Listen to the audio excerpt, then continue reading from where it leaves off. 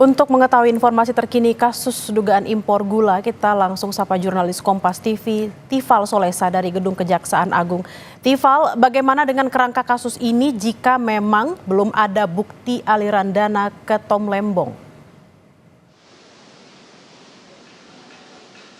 Kejaksaan Agung masih berpegang pada kronologi perkara yang disampaikan dalam keterangan pers terakhir kali pada hari Selasa lalu. Kalau kita ulang lagi atau kita ingat lagi pernyataan dari Direktur Penyidikan dari Jaksa Agung Muda Tindak Pidana Khusus Kejaksaan Agung, Abdul Qohar, saat itu ia menyampaikan bahwa posisi dari Thomas Trikasih Lembong, mantan Menteri Perdagangan atau Menteri Perdagangan periode 2015-2016 ini sempat menandatangani surat penugasan kepada PT Perusahaan Perdagangan Indonesia atau PT PPI untuk melakukan pemenuhan stok gula nasional dan stabilisasi harga gula.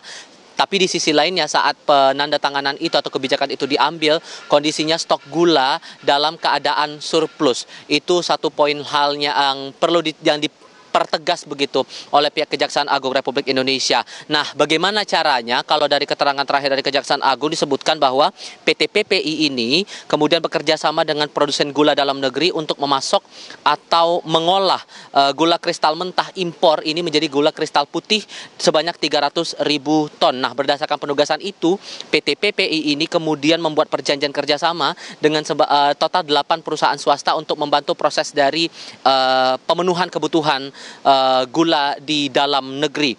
Nah, kalau versi Kejaksaan Agung sendiri menyebutkan kesalahan dari Thomas Trikasih Lembong ini adalah selain karena ini pasokan gulanya ini dalam keadaan surplus saat kebijakan itu diambil, tapi juga PT PP ini dinilai sebetulnya bisa secara langsung karena statusnya sebagai badan usaha milik negara atau BUMN bisa langsung melakukan impor gula putih kristal dan secara langsung tanpa melibatkan lagi 8 perusahaan swasta untuk menjalani proses itu.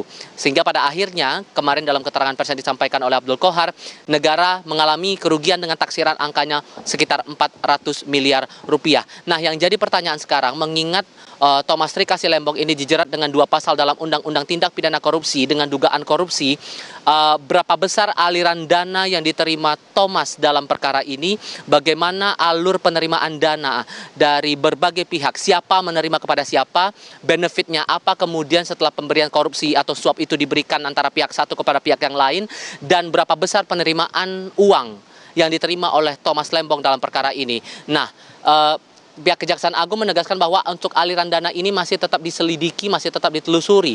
Itu yang disampaikan oleh Kepala Pusat Penerangan Hukum Kejaksaan Agung Republik Indonesia, Harli Siregar. Ia menyampaikan bahwa sampai dengan saat ini penelusuran aliran dana masih tetap didalami oleh pihak penyidik dari tim Jaksa Agung Muda Tindak Pidana Khusus Kejaksaan Agung Republik Indonesia, dan ia menegaskan juga bahwa proses penyelidikan ini sudah berjalan sejak Oktober 2023 selama 1 tahun, dan ini penelusuran perkara ini tidak bisa disamakan. Katanya tidak bisa disamakan dengan perkara lain dengan tingkat kesulitan yang berbeda-beda. Ia juga menegaskan bahwa sudah 3 kali memeriksa Thomas Lembong dalam perkara ini dengan statusnya saat itu masih sebagai saksi, dan ia menyebutkan juga bahwa siapapun yang diperiksa ini bergantung pada kebutuhan dari penyidik.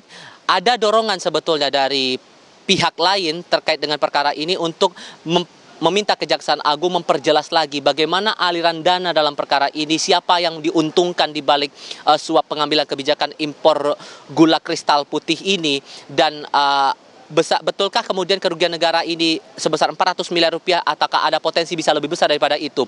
Dorongan itu disampaikan oleh Indonesia Corruption Watch. Koordinator Divisi Korupsi Politik dari ICW, Egy Primayoga, menyampaikan bahwa Kejaksaan Agung harus bisa menelusuri lebih jauh soal keterpenuhan unsur pasal yang dijerat oleh Thomas Lembong, 2 pasal dalam Undang-Undang Tindak Pidana Korupsi, dengan tindakan atau kesalahan yang disangkakan kepadanya. Ia juga menyampaikan atau mengingatkan bahwa Kejaksaan Agung tidak sekadar menjelaskan konteks perkara secara umum saja, bahkan ia menerangkan bahwa dalam konteks korupsi dalam kategori kerugian negara ada 2 hal. Pertama, setiap perbuatan melawan hukum harus diikuti dengan niat jahat atau mens rea, itu yang pertama. Kemudian yang kedua, tidak semua kerugian negara dikategorikan kejahatan korupsi. Sehingga itulah penekanan dari ICW bahwa dari aparat penegak hukum dalam hal ini Kejaksaan Agung harus bisa menjelaskan kepada publik aliran dananya seperti apa dan berapa besar keuntungan yang didapatkan Thomas Lembong dalam perkara ini.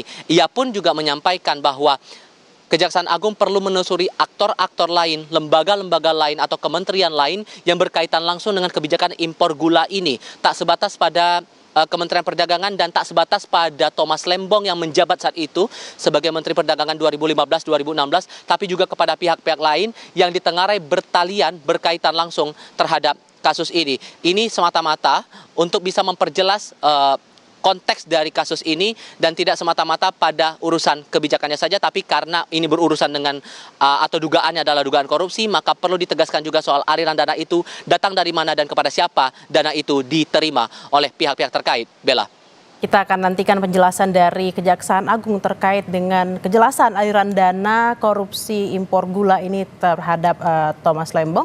Terima kasih jurnalis Kompas TV Tifal Solesa langsung dari Kejaksaan Agung Jakarta.